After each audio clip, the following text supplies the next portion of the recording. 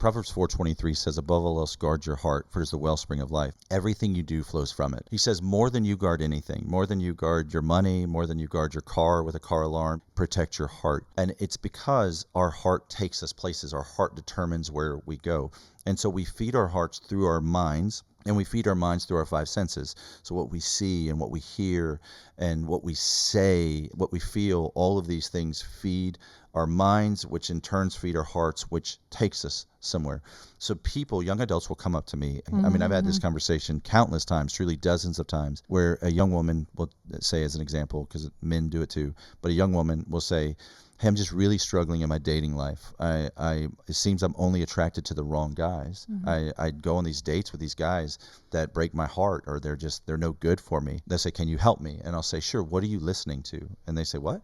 I'm like, who are you listening to? You know, what's your favorite songs? Who's your favorite artist? And they'll say, oh no, I'm looking for relationship advice. I'm like, I know, but like humor me for a second. What's your favorite songs? And they'll name songs. You know, they may go Sabrina Carpenter, Espresso, Please, Please, Please, Virginia Beach by Drake, or, you know, Taylor, anything by Taylor. And I'll go, okay, cool. What's your favorite shows? What shows are you watching? And they're like, no, I'm looking for a relationship. I get it. You want relationship advice. What's your favorite shows?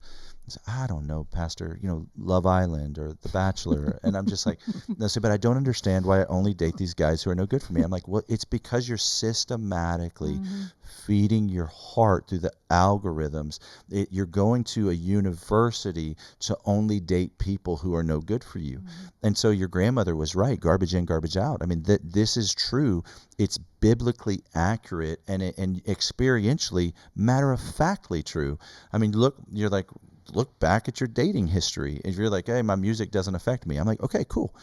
How has dating been going?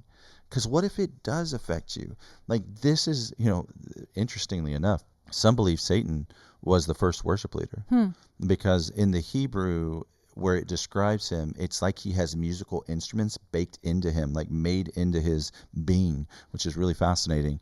And that he can use music. They use music to influence us, which is why radio is so important, guys.